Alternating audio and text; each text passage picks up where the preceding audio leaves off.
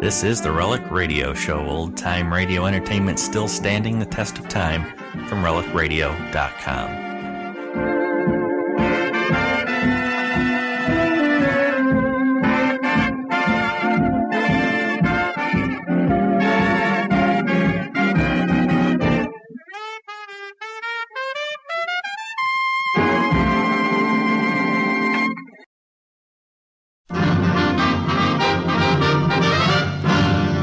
The Damon Runyon Theatre.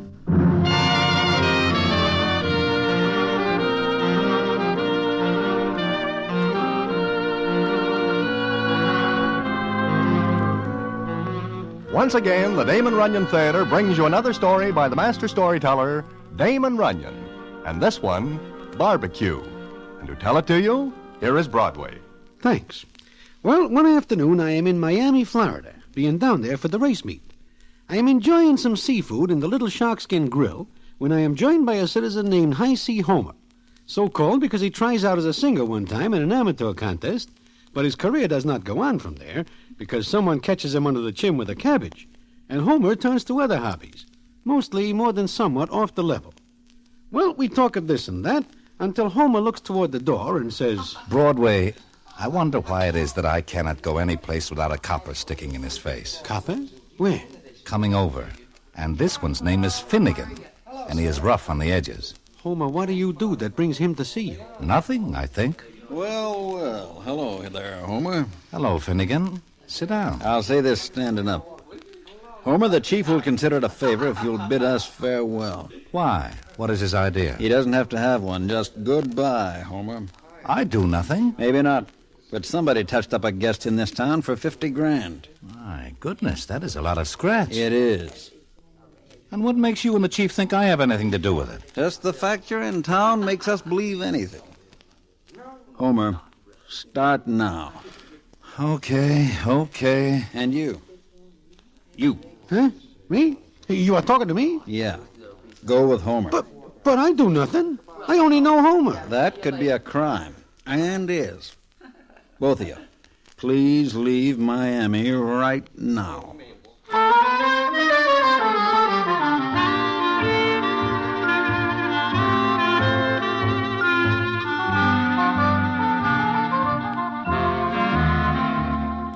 So that is how I leave Miami, somewhat under a cloud. Homer has a car and offers to drive me to Tampa. I accept. I wish later I do not, because what happens is bad for me. And what it is, I will tell you in a minute.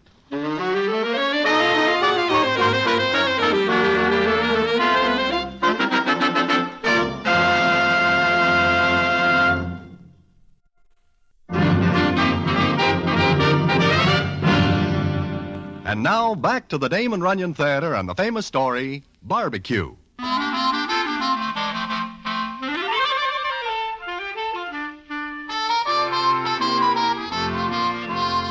Well, not more than an hour later, I and Homer are driving along the Tamiami Trail to Tampa. Homer is a little cross because, as he says, I do not mind taking a rap for something I do. But when I am asked to leave town because I do nothing, I feel hurt. You do. How about me? So, somebody swindles a guy out of $50,000. Broadway? That is a lot of moolah. It is a handy sum to have in one's sock. I wonder who pulls the touch. Funny, I do not hear anything of it. You are sure you have nothing to do with it? Me? Broadway. There is no handhold on a crooked dollar. Huh? What business are you in, Homer? Legitimate. Since when? Broadway. What is the matter with you? Everything. Just because I am sitting in the grill and you join me, I have got to leave Miami, which I like very much. Looks like a storm is coming up. And there is no top on this thing. Looks like this is going to be quite a storm. Look, Homer, I am out in the middle of no place because you talked to me in Miami. Let us at least get someplace where there is a roof over our heads. I think I know just the place, Broadway. It is up the trail, maybe 2 miles. Then hurry up. Hurry up! It is starting to rain. I can feel it. Homer, get to the place you talk about before only my head shows above water.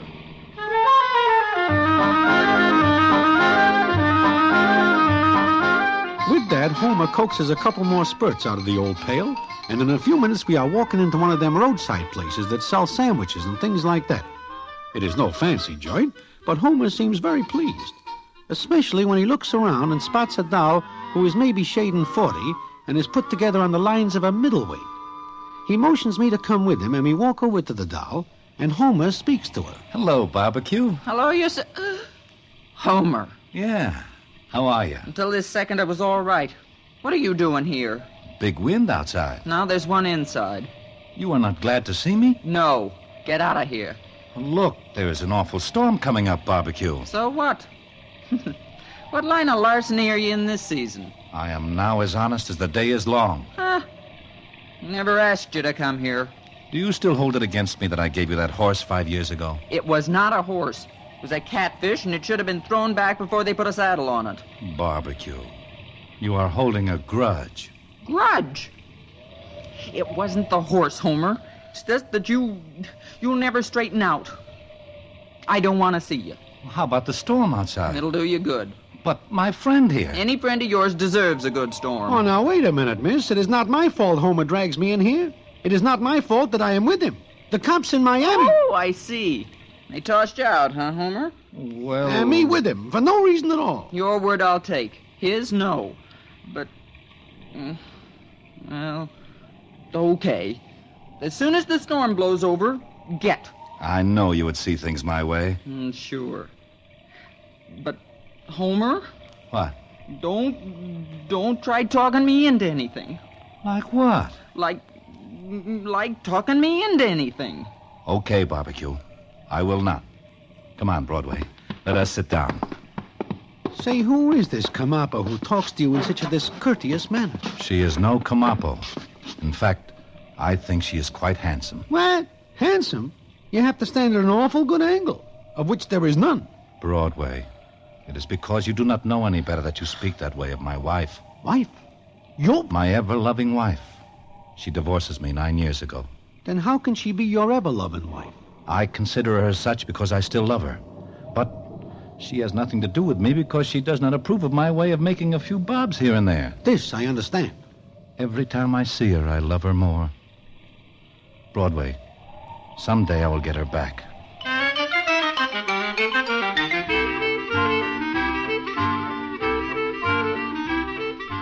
With that, Homer goes to gazing at Barbecue, and she gives him a look now and then, too. It is easy to see that she is not over him. Homer also tells me that she owns this barbecue place and does very nicely with it. Well, there we sit, and it is maybe 20 minutes later that the door opens, and in walk two hard-looking guys. Homer gives them the eye and then says to me, Looks like we have got some company, Broadway. Yeah, and from the looks of those two, they are company I can do without. Uh-huh. Know who they are? They look familiar. They should. The little guy is Dandy Jack McQueen. Sure, that's who it is. Holy mackerel, what is he doing here? And the big guy is Johnny Aquitania out of St. Louis. Homer, I do not like this. We gotta get out of here. Why? Why? Do you not see the valise Dandy Jack carries? Sure. It seems to me that in that valise is the $50,000 they take from that guy in Miami. And those two are on their way to Tampa. But get blown in here like you and me. Let us blow out. Not in this storm. I would rather face the storm. Sit tight. $50,000 is a lot of tar. Guy could go straight on that much. Homer, what are you thinking? Nothing, Hey, Johnny Aquitania is coming over. Yeah. You. Don't I see you someplace before? I guess you do, Johnny. You know me, huh? I guess I do, Johnny. And who are you? Me? Yeah. I am a friend of Homer's. Homer? Oh, sure. I see Homer. I thought I knew you. Yeah, you know me. Say, what are you doing here? Same thing you are. How do you mean that? Getting in out of the rain. Oh. I noticed you looking at us hard when we came in. Don't do it anymore. There's a law against it? Could be, Homer. Could be. I see you are traveling light. Just a little suitcase. Just a little suitcase. That's right. Just a toothbrush. Uh-huh. Well, it's nice seeing you, Johnny. Keep it that way. Nice, I mean. Homer, you are crazy talking to a tough guy like that. He is a very rapid citizen in every way, shape, or form. Homer, storm or no storm, I am gone. Okay, you go. But how? Well, you know there is no way for me to get out except in your car. I do not intend to leave just yet. How long will you stay? Until I do two things. Which are?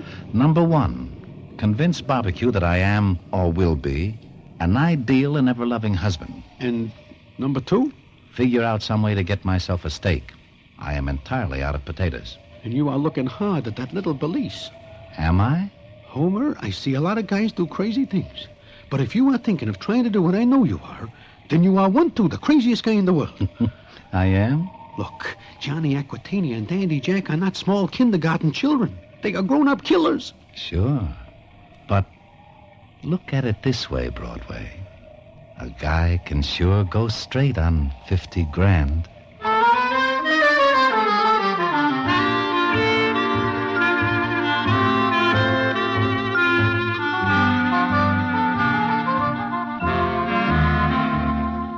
I am hooked and I know it.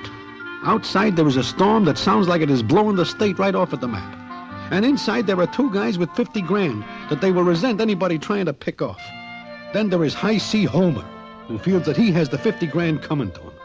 Take those things and what have you got? Trouble. Then add what comes later, and you get more trouble, as you will hear in a minute.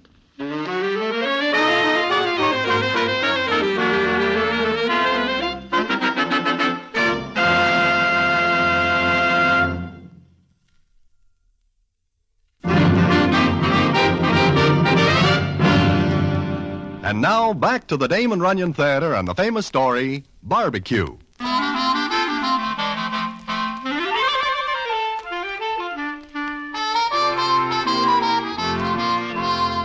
The storm outside gets worse, and things inside get more than somewhat tighter. Johnny and Dandy Jack keep getting more nervous. In fact, they are almost up with me in that respect. Then Dandy Jack gets up and goes out the door. Now, where do you think Dandy Jack is going, Broadway? I do not know, and I do not care, as long as he stays away. This is very peculiar. That sounds like we just landed in the ocean. Looks like we're in for a good one. I guess so, Barbecue. I don't like the looks of those two guys. Do not worry about them. Worry about me. Why? Look, I think that you and me can get back together again, huh? Homer, I told you not to try to talk me into anything. Oh, I'm not. But you know I still love you. Oh, shut up. Ask Broadway. Broadway, do I not tell you that before? Well, you do, but... See? Why did you have to come back here? You're no good, Homer. You never were and you never will be. Maybe I turn over a new leaf. And I'll bet there was a crooked job underneath. You wrong me. Broadway, do I not talk about going straight just a minute ago? Well, yes, I guess you do, but... See, Barbecue? I thought you meant that. I do. I've said it 1,000 times, and I always end up the same. Holding the sack while you're keeping a jump ahead of the cops. No. You're just no good. Look, if I go straight for a whole year, what then? A whole year? Yeah. You couldn't do it. Want to bet? No. Listen, I will make you this proposition. I will go straight for a whole year if you will take me back at the end of that time. What have you got up your crooked sleeve? Nothing. I could kill you for coming back here. We will talk about that later. Right now, is it a deal? When bigger dopes are made, they'll use me for a model. What does that mean? I'm a sap. I fall for this line every time. But you never hear me say before that I will go straight for a whole year. No, that's something new. All right, Homer. But so help me, if you break this promise, if I hear one little thing about you that ain't on the level, don't ever let me see you again. Because if you do, I'll turn you in myself if I have to frame you. Understand? Sure, I get it. Now, you talk to Broadway a minute. I got some business with one of your customers. Homer, what are you going to do? Take it easy. I am just going to talk. Well, I'm a sap, huh, Broadway? I guess you have lots of company. I guess so. Excuse me, Barbecue. It is none of my business, but Why do you let Homer talk you into this? I got news for you. I knew as soon as I saw him that I'd take that bait again. Oh, I see. I guess maybe you are lonesome, huh? Maybe. Even for him. Yeah, I think I understand. Well, more customers from the storm. Hey, that blonde is a beautiful doll. Can't say much for the guy with her. Yeah. Excuse me, I'll see if they want anything. We'll have a little talk later, Barbecue. Yeah. Well, Homer? That Johnny Aquitania is a tough person. Yeah, he is. I think I tell you that. Uh-huh. But you hear the promise I make, Barbecue. I do. To go straight. And if lifting that 50 grand from those two citizens is going straight, then you have peculiar ideas. They do not come by it honestly. They pinch it from that character in Miami. Like I always say, there is no handhold on a crooked dollar.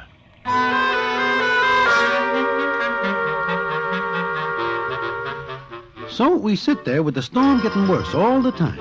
The new customers that come in are a young guy and a young doll who look like they are very scared about something. Then Dandy Jack comes back in, nods to Johnny Aquitania. Homer sees the nod, gives me a funny look, and then motions for me to go outside with him. We do so. And I think it is very funny that Johnny and Dandy let us go, until Homer goes to his car, where the scene is as follows. Like I think. Dandy Jack fixes my car so I cannot drive it. No wonder they let us come outside. Homer, this is getting worse all the time. I guess it is. Maybe we should fix their car. Homer, do not be a sap. If you do that, then they will know who it is, and you will be cooked. And I will be cooked. Yeah, I guess you are right. Look, There's another car. it must belong to that young guy that comes in with the doll. Let's take a look at it.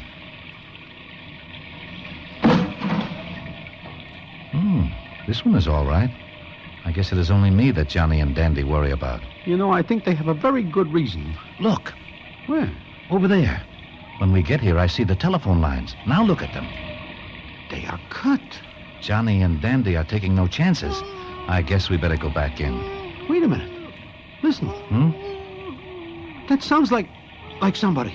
It is coming from this car. Yeah, it is. But there is nothing in this car but a bull fiddle and a case. Let me see. Yeah, this is very funny. Homer, look. Do you see what I see? Well, how do you like this? That is a finger sticking out of that bull fiddle case. A body in that case. Homer, I will be glad if you tell me this whole thing is a bad dream. Starting with the day I meet you for the first time. Come on, let's see who this is. Give me a hand. I wish nothing to do with bodies. The finger is wiggling. Come, we cannot leave a citizen in that thing. I do not know him. I do not wish to know him. If he is in a bull fiddle case, that is his business. It might be a hobby with him. Broadway. Give me a hand.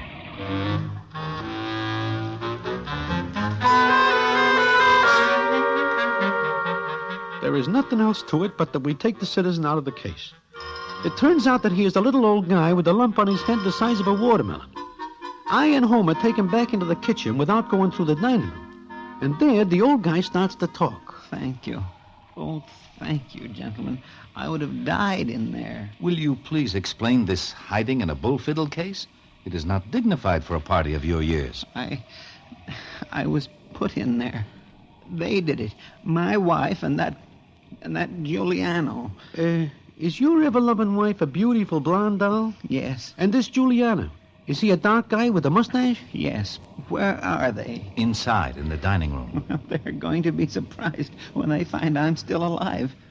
They tried to kill me. Oh, then they put you in the case. Yes, they were going to throw me into the swamp. It seems to me that people are getting a little out of line these days. Well, you are a lucky man that we find you, Mr. My name is Greben. Grievance. What are you going to do, Mr. Grievance? Do? Well, it seems to me that you have a pretty good case against your wife and this Giuliano. Yes, but I want them to think I am dead. Let them throw that case into the swamp. Without you in it? If you think I'm going to get back in there, you're crazy. You've got a point there. As soon as I can, I will get in touch with the police and have my wife and Giuliano picked up. Then I will prefer charges. Of course. But wait a minute. What's funny? Look, those pigs hanging there. Barbecue raises them and butchers them herself. Now, what if we took one of those pigs and put it in the case? Oh. Very good idea. Excellent. Nobody's here but the cook. So you hide out here until your wife and Juliana leave. Oh, wonderful. Wonderful. They'll throw the pig into the swamp thinking it's me. But why are you willing to help me? I always like a good joke. Now, you hide out and I will put a pig in the bull fiddle case. So we do that. Grievance hides out in the kitchen, and Homer and me go back into the dining room. Johnny Aquitania is waiting for us. Where you been? Outside for some air. Anybody else come? No. Give me it on the level. Take a look for yourself. Nobody could get through to here in this storm, and nobody can get out. That's right. Nobody gets out. What have you been doing out there so long? We need a lot of air. Yeah, okay. Now you two sit right here. And don't talk to anybody about anything. Get it? Sure. I get it, Johnny. Far be it from me to queer a deal for a friend. That's a real good boy, Homer. The lights! There go the lights! Don't worry, folks. This happens a lot of times. The lights go out during a storm. They'll come on again just as soon as the storm's over. Oh, Homer, barbecue. Listen to that wind. I've been here a long time, but I never heard one like this. We're in for it, huh? Yeah, a real bad one. Why do I ever come here? You got any candles or lamps, barbecue? Oh, yeah, I'll get some. What is that? The wind blew down a tree. Hey, that comes pretty close. I'm getting out of here. This joint's liable to fold up any second. Where are you going, Johnny? You do not have a 1-2 chance out there. I don't care. We're getting out. Dandy, come on. This way, we're getting out. You're crazy, mister. The wind will blow you off the road. How many trees are there, barbecue? Plenty. That does it. At least we got a chance out there on the road. We're trapped in this joint. Come on, Dandy. Come on. We're getting out of here. I hate to see them leave, especially now. Personally, I am happy. There they go, Broadway. What's the tie-in between them and you, Homer? Nothing at all, barbecue. I just feel sad. I think maybe Dandy Jack and Johnny Aquitania run into an accident. Yeah, I think so, too. Well, like I always say, there is no handhold on a crooked dollar.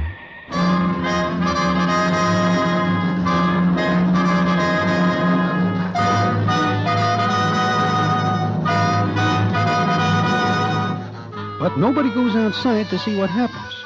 We stay inside with the storm howling like a million devils. I see that Homer is aching to go out, but he will not take the chance. Then it comes on morning and the storm is gone. I and Homer sneak outside while barbecue is busy someplace else. Just look at them, Broadway. They are deader than last week's tip on a horse. I think they are. But here is a little valise. It is not even scratched. What are you going to do with that? Go straight. I am going to South America and live straight. Then I will come back in a year Hey, and... look. There go the blonde doll and that Giuliano. with the pig in that bull fiddle case. Well, all is well that ends well. You think this thing is ended? What else? If you are caught with that money... Who will catch me? Nobody. Broadway, I think this is the greatest thing that ever happens to me. We will go back to Miami. Miami? But you know you cannot go back there. But I will. I figure this way. The cops are looking for Dandy Jack and Johnny Aquitania to go north. Now, if I go south, back to Miami, I will be as safe as wheat in the bin. So says High C. Homer. But I am right. It is not the end. And what happens when we get back to Miami is something I will tell you in a minute.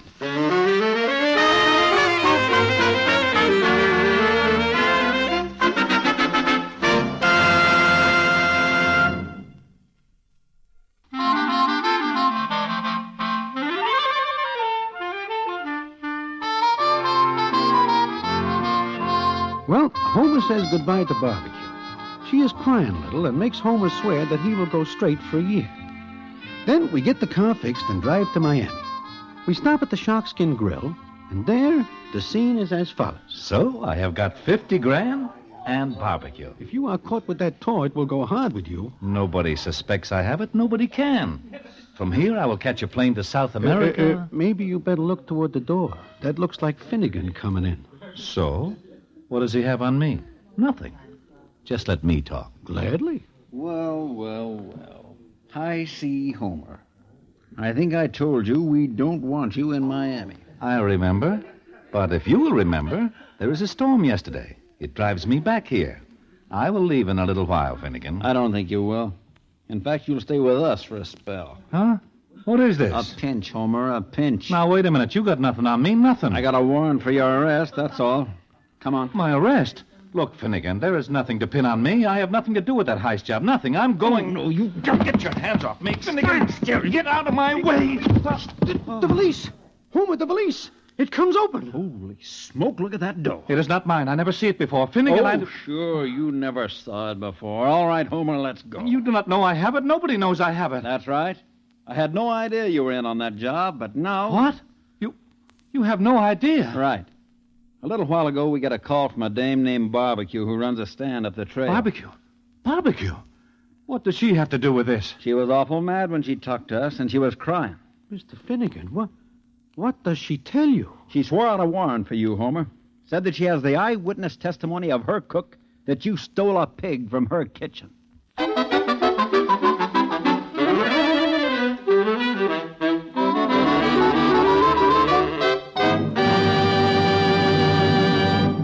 And so ends the famous Damon Runyon story, Barbecue. Listen in again next week for... The Damon Runyon Theatre.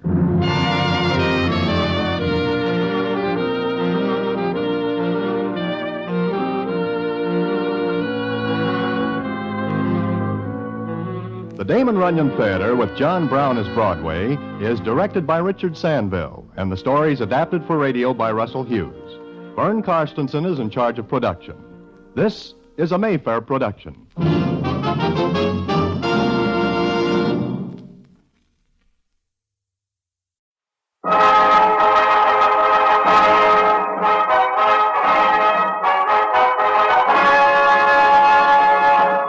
The National Broadcasting Company present, transcribed, Sir Ralph Richardson in Theatre Royal.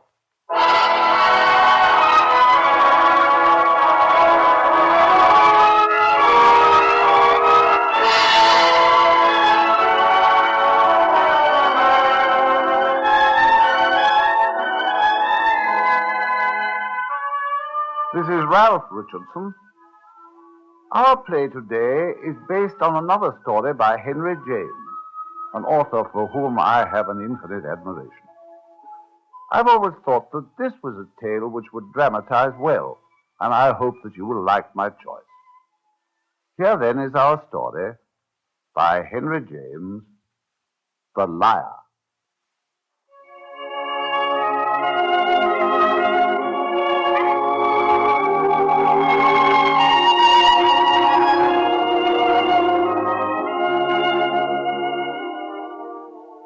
I first met him at a house party at Stays, in the middle of Hertfordshire.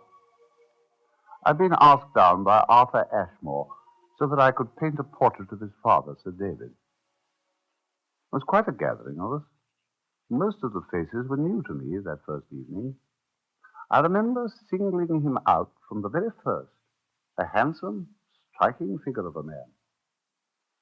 What was odd in him was a certain mixture of the correct and the extravagant, as if he were an adventurer imitating a gentleman with rare perfection. Oh, that's Colonel Cappadoce. He's been a great deal in India. Isn't he rather celebrated? Oh, perhaps he isn't, but he says he is, and if you think it, well, that's just the same, isn't it? If you think it. I mean, if he thinks it, that's just as good, I suppose. Do you mean if he thinks he's done things he hasn't? Oh, dear, no, because I never really know the difference between what people say and... Well, he's exceedingly clever and amusing. Quite the cleverest person in the house. Unless, indeed, you're more so. For that I can't tell yet, can I? I only know about the people I know, and I think that's celebrity enough. Enough for them? Ah, I see. You are clever. Enough for me. But I've heard of you. You're a well-known artist, and I know your pictures. I admire them. But I don't think you look like them. Well, they're mostly portraits. What I usually try for is not my own resemblance. I see what you mean. But they've much more color. Don't you suppose Van Dyke's things tell a lot about him? And now you're going to do someone here? I've been invited to do Sir David. I'm rather disappointed at not seeing him this evening. Oh, he goes to bed at some unnatural hour. 8 o'clock, after porridge and milk. You know he's rather an old mummy. Oh, I know he's very old. 90-odd, isn't he? I'm surprised at his never having had his portrait done before. Ah, that's because he was afraid, you know. It was his pet superstition. He was sure that if anything were done, he would die directly afterwards. Oh, I hope I shan't kill him. It was rather unnatural of his son to send for me. It was not until dinner was nearly over that I first caught sight of her, Everina. The Everina I'd loved so deeply these many years ago. The Everina I still loved as I gazed at her, sitting there, so near to me, so beautiful, so very absorbed. Absorbed, unfortunately, in somebody else. She's gazing across the table at Colonel Cappado's, as though she were in love with him. Once again, I turned for enlightenment to the lady on my right. The lady with the profile. Oh, that's Mrs. Cappado's. Do you mean his wife? That fellow, Everina? You know her, then? I knew her once upon a time, when I was living abroad. I knew she'd married, but I didn't even know her married name. Well, I must say I like her husband better. He gives so much. Well, when I knew her, there was no comparison that could injure her. She was altogether the most delightful thing in Munich. In Munich? Well, her people lived there. They weren't rich, in pursuit of economy, in fact, and Munich was very cheap. She told me she must marry well. It was the one thing that she could do for her family. I suppose you'd say she has married well? She told you? Oh, of course. I proposed to her, too. But if she evidently thinks so herself, I mean that she has married well, or at least to her liking. She never takes her eyes off him.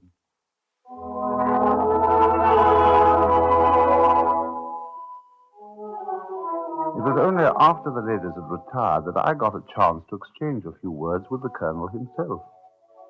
We were talking about the day's run, for all except myself had been out with the foxhounds during the morning. A neighboring squire had an accident and he'd come a cropper in an awkward place just at the finish, with consequences that looked grave. It struck his head and there had obviously been a concussion of the brain, but he was still insensible.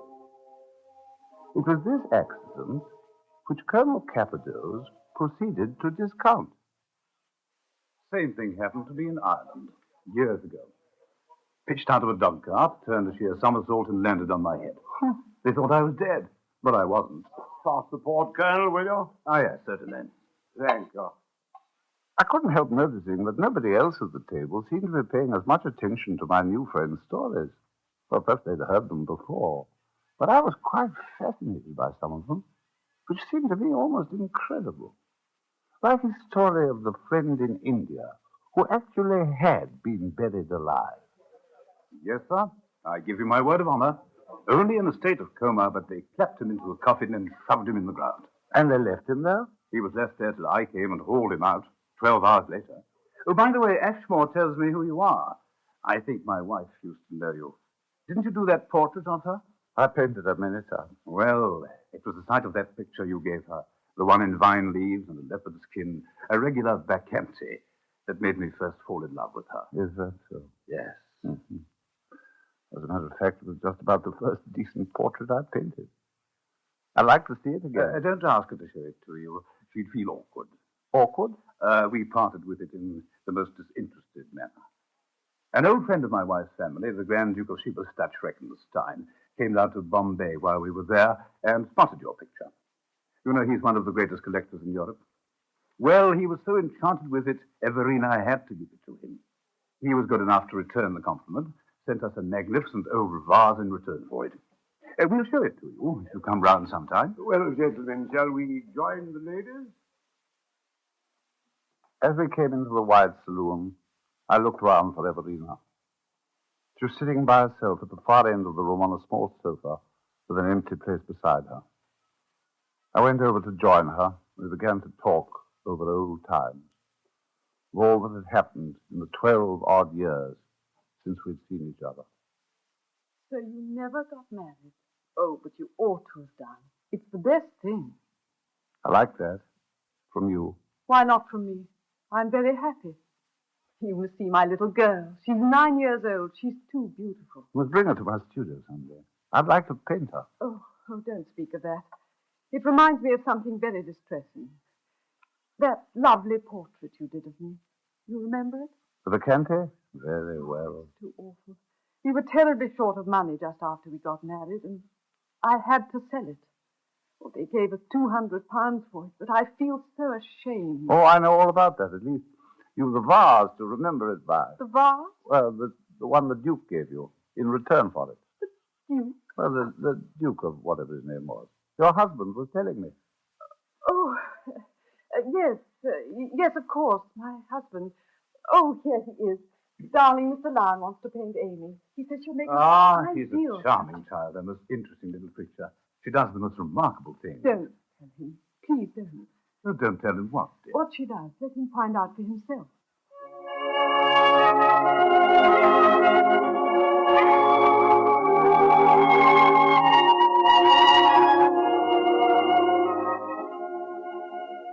In due course, the ladies retired, and along with the other men, the colonel and I stepped into the smoking room for the last cigar. We began to discuss the fine old house in which we were staying, a most irregular, rambling, mysterious mansion in which, so the colonel informed me, that now and then discovered a walled-up room or a secret staircase. He also went on to discuss the Ashmore family ghost. Don't ask me what I've seen. I should tax your credulity.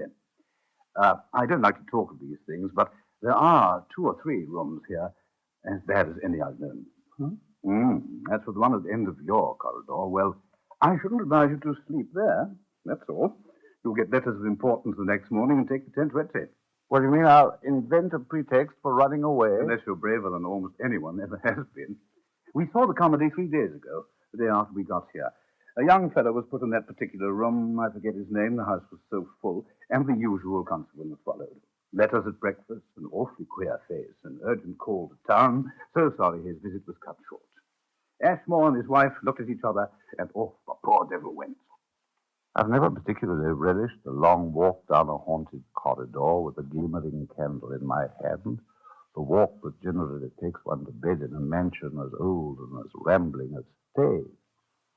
But it was not that which made me pause for a last word with my host as I left the room. No, I'm afraid we can't offer you any ghosts. We do our best, but they're difficult to raise. I don't think they like the hot water pipes. They remind them too much of their own climate, eh? Exactly. But haven't you a haunted room at the end of my passage? Oh, there are stories. We try to keep them up. I'd rather like to sleep there. Plus, I better wait until I finish my work. Don't want to have to leave hurriedly like the gentleman 3 days ago. 3 days ago?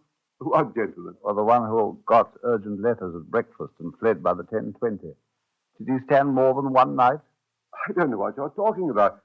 There was no such gentleman 3 days ago. If I had had any further doubts about the veracity of Colonel Capidos, they would have been dispelled by the talk I had the following day with Sir David Ashmore. He was a beautiful subject, as well as the serenest and blandest of sitters. And as I worked away at my portrait, he told me what I had been waiting to hear.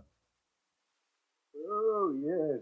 Capidos is quite a remarkable fellow in his way, and a taking dog. But he has that rather monstrous foible. A monstrous foible? He pulls the long bow, the longest that ever was. You're lucky not to have had to catch him. Well, I think I have rather caught him. He revels in the miraculous. Oh, it isn't always the miraculous. He'll lie about the time of day, about the name of his hatter. It's quite disinterested. Well, it's very base. Oh, it's an extraordinary trouble to take. But this fellow isn't himself at all base. There's no harm in him and no bad intention. He doesn't steal, nor cheat, nor gamble, nor drink. He's very kind. He sticks to his wife. He's fond of his children. He simply can't give you a straight answer. Everything he told me last night was tarred with that brush. My son tells me that his friends quite allow for it and don't pin him down for the sake of his wife, whom everyone likes. Oh, his wife. His wife. I dare say she's used to it. Never in this world, Sir David. How can she be used to it? Why, my dear sir, when a woman's fond, and don't they mostly rather handle the instrument themselves? They're connoisseurs in the business. They've sympathy for a fellow performer. No, not this one. I knew her years ago, before the marriage. Knew her well and admired her. She was as clear as a bell. I like her very much, but I've seen her back him up. Are you very sure? Oh, my dear sir, you're in love with her. Very likely. Heaven knows I used to. She must help him out. She can't expose him. She can hold her tongue. But for you, she probably will. That's what I've got to find out. If she doesn't, heavens above, what he must have made of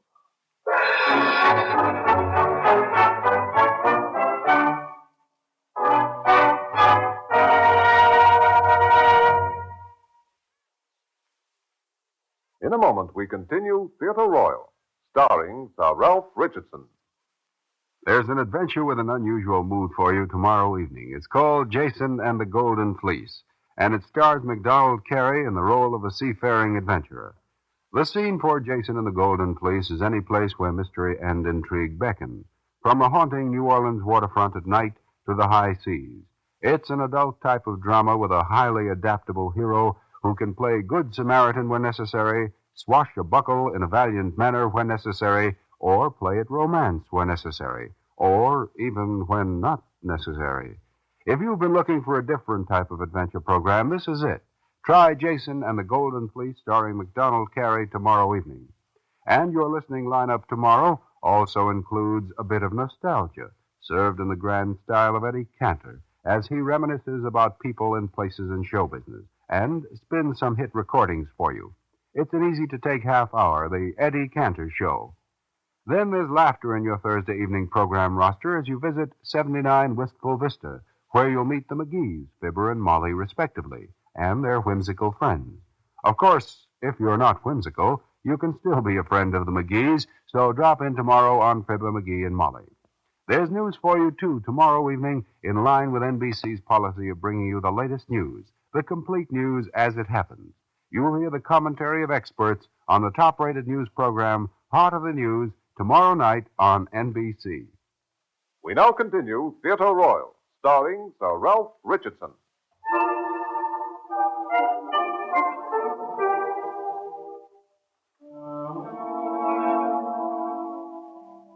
The more I thought of the Colonel and his monstrous foible, the more of a liar I discovered him to be, the more dismayed I became at the loyalty which Everina betrayed for him.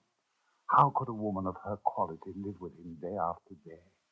Hadn't she seen, hadn't she felt the smile, the cold, faded smile of complete depreciation go round when her husband perjured himself for some particularly characteristic blackness? And yet, she would hear no word against him. I was held by my riddle and yet impatient of it. Didn't she lie, after all, when she let her husband's lies pass without turning her hair? Wasn't her life a perpetual complicity? Didn't she aid and abet him by the simple fact that she wasn't disgusted with him? Then again, perhaps she was disgusted, and it was merely the desperation of her pride that had given her an inscrutable mask. Well, I loved her still. And somehow I had to find out. For if she did despise him in her heart,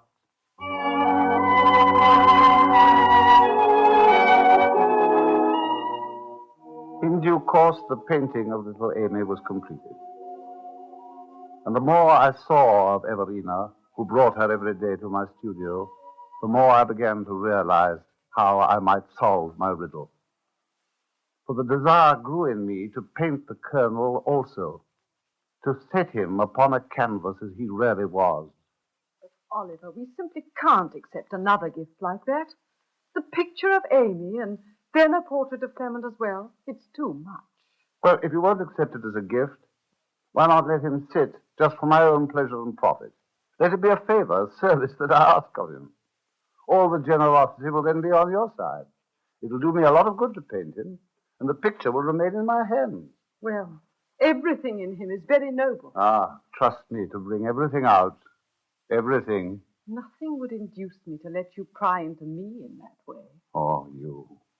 I could do you in the dark.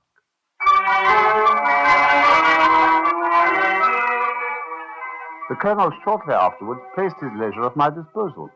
The sittings for the portrait began. How I did it, I couldn't have told you. But I felt a miracle of methods freshly revealed to me at every sitting. It was in the eyes, it was in the mouth, it was in every line of the face. In the way the hair was planted, the moustache was twisted. In the way that he looked out at a bamboozled world. The way that he would look out forever. The way of an inveterate and incorrigible liar. As it turned out, he liked to sit and liked to talk while sitting, which was very fortunate, as his talk was half the inspiration of the artist. I had an example of that one day when an out-of-work model forced her way in on us in search of a job.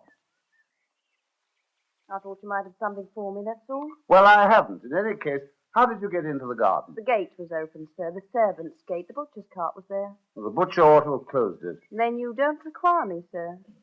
Well, you know, you have had me in the past. I don't remember you. Well, I dare say the people who saw your pictures do.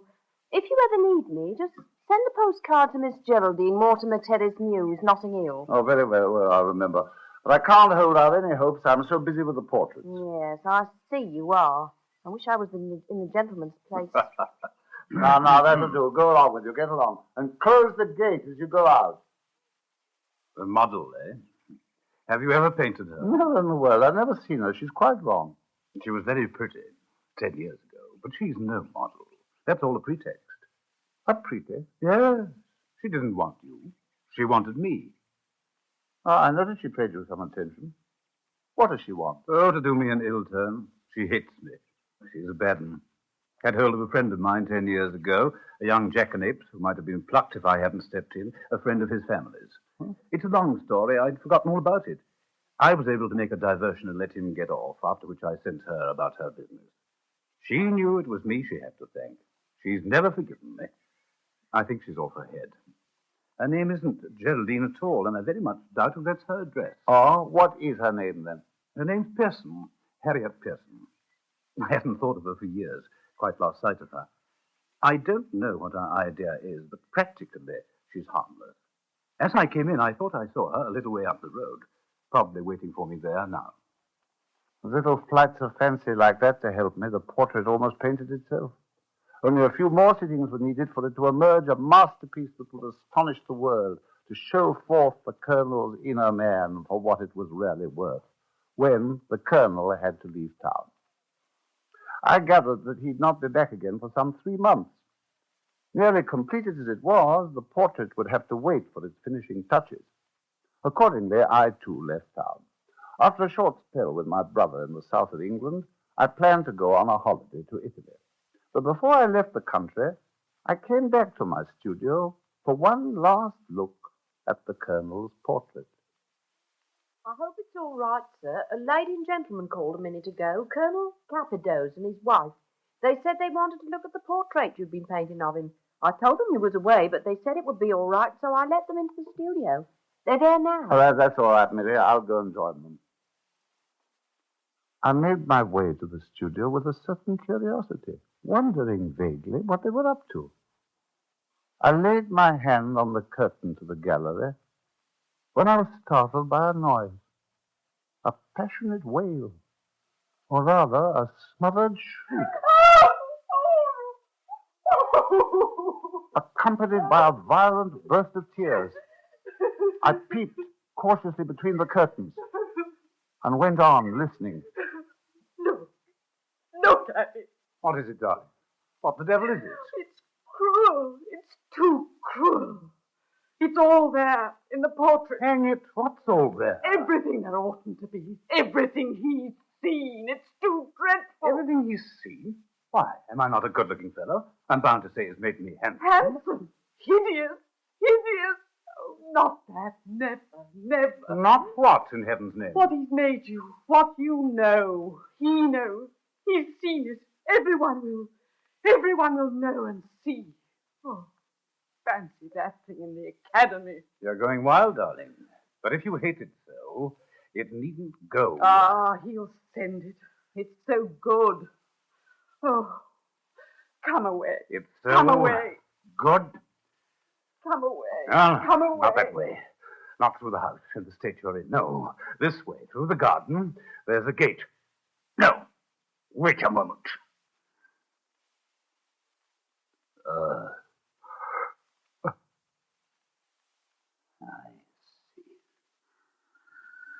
I see.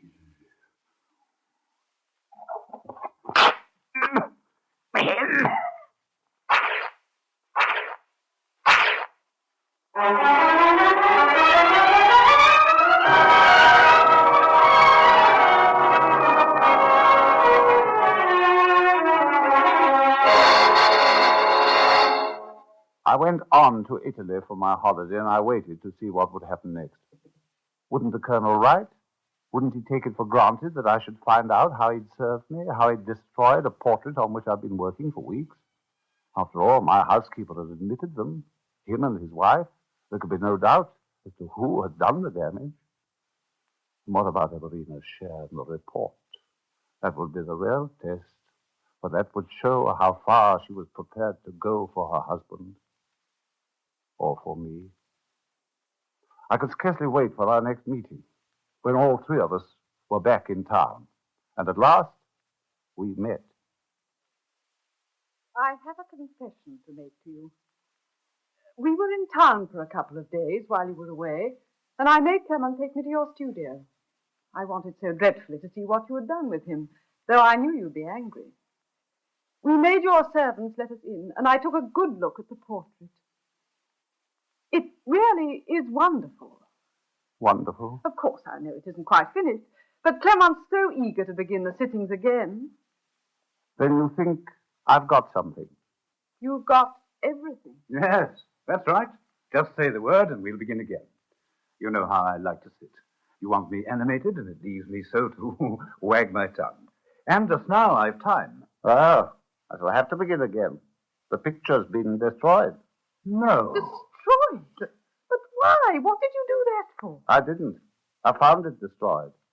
Slashed to bits with a knife. Oh, I say, what a jolly shame. I hope you didn't go for it. The time you called. Oh, so I could sit for you again. My dear fellow, if I'd thought of it, I might have. Are you either, Everina? I say, my dear, that woman. That woman. That woman? Don't you remember? When we came out, she was at the door, or a little way from it. I spoke to you of her. I told you about her. Geraldine, Harriet Pearson, the one who burst in on you that day, saying she was a model. We saw her hanging about. I called Everina's attention to her. What do you mean, she got at my picture? She burst in again. She'd learned the way. She was waiting for her chance. Oh, the horrid little brute. Let's go down to lunch. But how in the world did she get in? We went out to the garden without troubling your servant. I wanted to show my wife. Oh, my dear fellow, I can't have been guilty of the folly of not fastening the door. Well, I'm sure I don't know, Colonel. It was a very determined hand that did that deed in the spirit of a wildcat. Well, she is a wildcat, confound her. Oh, it's too bad. The fates are against you. Throwing off masterpieces like that for nothing. You did like it? Really? Oh, cher grand maître, I loved it. I see. And you also saw this woman of the Colonel's? Yes. She was going away from us. She crossed the road. I see. And did she appear to recognize the Colonel? Did she look round? Yes. She looked round, but I didn't notice much. A hansom came along and we got into it. It wasn't till then that Clement told me who she was. I remember he said that she was there for no good. I suppose we ought to have gone back. Yes. It would have saved the picture. Perhaps. For you, cher maître, I am very sorry. But you must remember, I possess the original. So, she was still in love with a man of her choice. And since she couldn't redeem him, she would adopt and protect him. So had he